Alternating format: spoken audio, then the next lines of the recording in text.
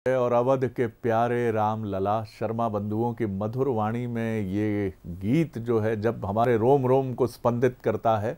और चलिए सीधे चलते हैं जहां अयोध्या में आज राम जन्मभूमि शिलान्यास है मंदिर का, और इस समय मंच से बोल रहे हैं उत्तर प्रदेश के मुख्यमंत्री योगी आदित्यनाथ।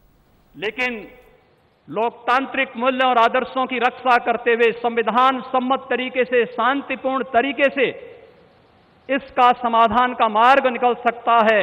आदरणीय प्रधानमंत्री जी की सूझबूझ और दूरदर्शिता के कारण आज पूरे भारतवासियों को यह गौरव की क्षण का अवसास होने का अवसर प्राप्त हुआ है। मैं इसलिए उनका आज के इस अवसर पर हृदय से अभिनंदन करता हूं, उनका हृदय से स्वागत करता हूं। भाइयों बहनों, हम सब गौरवान्वित हैं इस बात को लेकर के कि अवधपुरी के बारे में जो सपना हम सब ने देखा है, मुझे लगता है कि उस बात का एहसास 3 वर्ष पहले उत्तर प्रदेश की इस अवधपुरी में दीपोत्सव के कार्यक्रम के साथ आप सब ने भी महसूस किया होगा।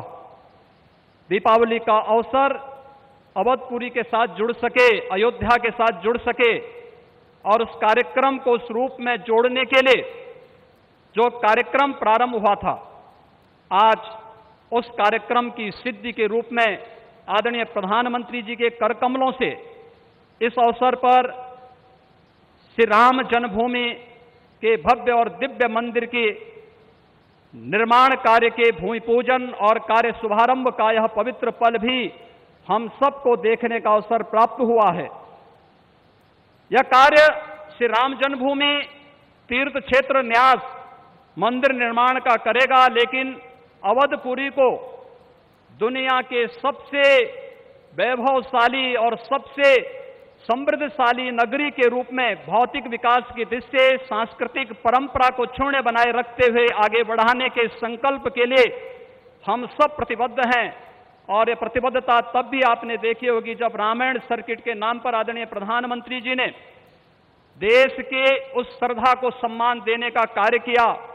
स्वदेश दर्शन के नाम पर यहाँ के घाटों के सुंदरीकरण के कार्य को आगे बढ़ाने का कार्य हुआ, और राम कथा के साथ साथ अन्य तमाम प्रकार की गतिविधियां यहाँ पर चलती हुई दिखाई दी। और आज उसकी एक महत्वपूर्ण कड़ी के रूप में हम बहुप्रतीक्षित इस तिथि के अवसर पर आदरणीय प्रधानमंत्री जी का हृदय से अभिनंदन और स्वागत करते हैं। हम सब के लिए आज का यह दिन अत्यंत भावनात्मक दिन है। यह हमारे लिए उमंग और उत्साह का दिन भी है, और हम सब के लिए इसलिए भी यह दिन अत्यंत महत्वपूर्ण है। हम सब के लिए इसलिए भी यह दिन अत्यंत महत्वपूर्ण है कि यहां पर आज हमारे विचार परिवार के प्रमुख राष्ट्रीय स्वयंसेवक संघ के आदरणीय सरसंघ चालक डॉक्टर मोहन राव भागवत जी की उपस्थिति भी आज हम सबको उनका सानिध्य भी प्राप्त हो रहा है। मैं उनका अवधपुरी की इस धरती पर हृदय से स्वागत करता हूं, अभिनंदन करता हूं। मैं इस अवसर पर अपने सभी उन पूज्य धर्माचार्यों, पूज्य संतों का भी हृदय से स्वागत और अभिनंदन करता हूं जो आज उत्तर प्रदेश की इस धरती पर इस संपूर्ण कार्यक्रम में साक्षी बन रहे हैं।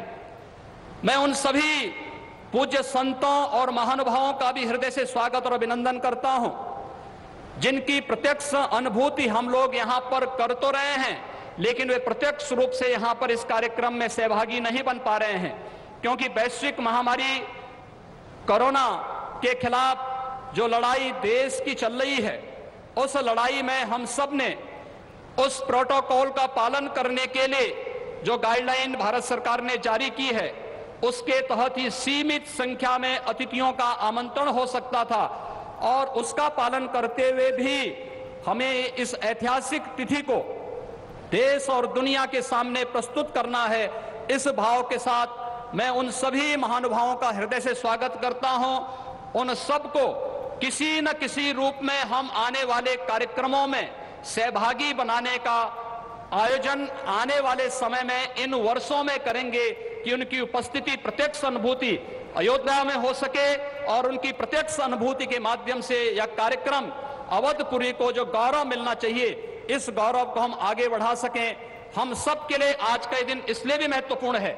यह कार्यक्रम केवल मंदिर निर्माण के कार्यक्रम का शुभारंभ ही नहीं, एक उस भारत को एक दुनिया के सामने प्रस्तुत करने का भी एक अवसर है, जिसे आज से 6 वर्ष पहले आदरणीय प्रधानमंत्री जी ने राम राज्य की उस अवधारणा को चरितार्थ करने के लिए आगे बढ़ाया था, जिसमें किसी के साथ न जाति के नाम पर, न क्षेत्र के नाम पर, न भाषा के नाम पर कोई भेदभाव नहीं, और सबका साथ सबके विकास की भावना को चरितार्थ करते हुए जिस कार्यक्रम को 6 वर्ष पहले आगे बढ़ाया था, भगवान राम का यह भव्य और दिव्य मंदिर भगवान राम की यश और कीर्ति के अनुरूप भारत की यश और कीर्ति को भी देश और दुनिया के अंदर इसी रूप में आगे बढ़ाने का कार्य करेगा। इस विश्वास के साथ मैं एक बार फिर से आज के इस अवसर पर आदरणीय प्रधानमंत्री जी का, राष्ट्रीय स्वयंसेवक संघ के सरसंघ चालक जी का, अपने सभी माननीय अतिथियों का, पूज्य धर्माचार्यों का, संतगणों का, सभी महानुभावों का उत्तर प्रदेश की इस धरती पर, अवधपुरी की इस धरती पर हृदय से अभिनंदन करता हूं, स्वागत करता हूं। जय जय श्री राम। राष्ट्रीय डॉक्टर मोहन राव जी भागवत अपने उद्गार प्रस्तुत करेंगे। राव जी भागवत अपने उद्गार प्रस्तुत करेंगे।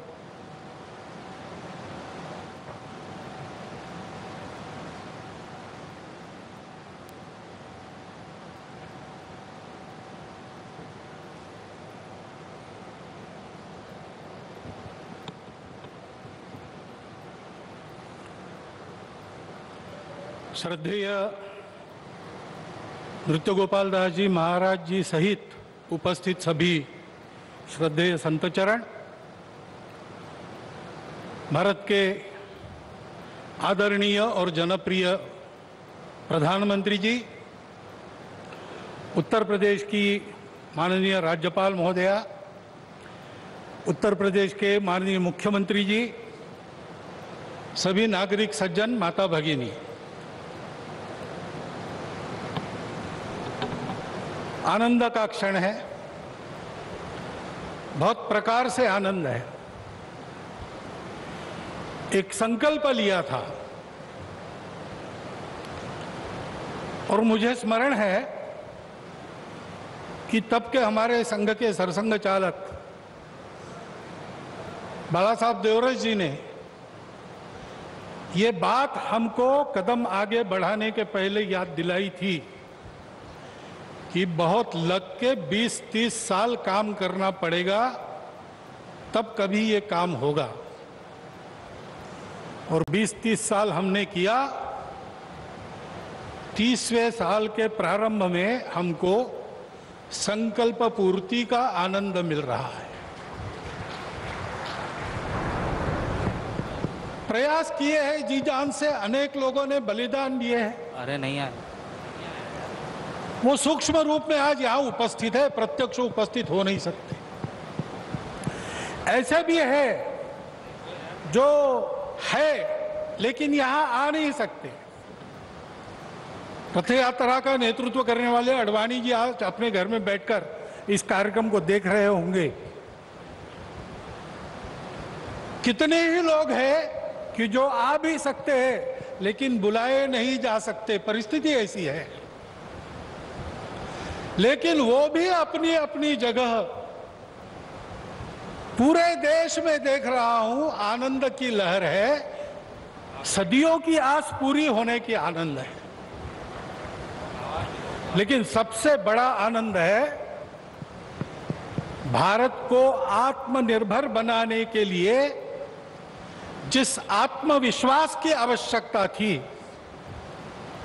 और जिस आत्मभान की आवश्यकता थी, उसका सगुण साकार अधिष्ठान बनने का शुभारंभ आज हो रहा है। वो अधिष्ठान है आध्यात्मिक दृष्टि का, सिया राममय सब जग जानी। सारे जगत में अपने को और अपने में सारे जगत को देखने की भारत की दृष्टि, जिसके कारण उसके प्रत्येक व्यक्ति का व्यवहार आज भी विश्व में सबसे अधिक सज्जनता का व्यवहार होता है और उस देश का सामूहिक व्यवहार सबके साथ वसुधैव कुटुंबकम का होता है। ऐसा स्वभाव और ऐसी अपने कर्तव्य का निर्वाह व्यावहारिक जगत की माया के दुविधा में से रास्ते निकालते हुए जितना हो सके सबको साथ लेकर आगे चलने का जो विधि एक बनती है, उसका अधिष्ठान आज यहां पर बन रहा है। परम वैभव संपन्न और सबका कल्याण करने वाला भारत, उसके निर्माण का शुभारंभ आज ऐसे निर्माण का व्यवस्थागत नेतृत्व जिनके हाथ से है, उनके हाथ से हो रहा है। ये और एक आनंद है और इसलिए उन सब का स्मरण होता है।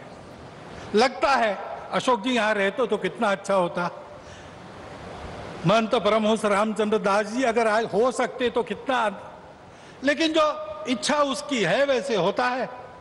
लेकिन मेरा विश्वास है कि जो है वो मन से और जो नहीं है वो सूक्ष्म रूप से आज यहां उस आनंद को उठा रहे हैं, उस आनंद को शतगुणित भी कर रहे हैं।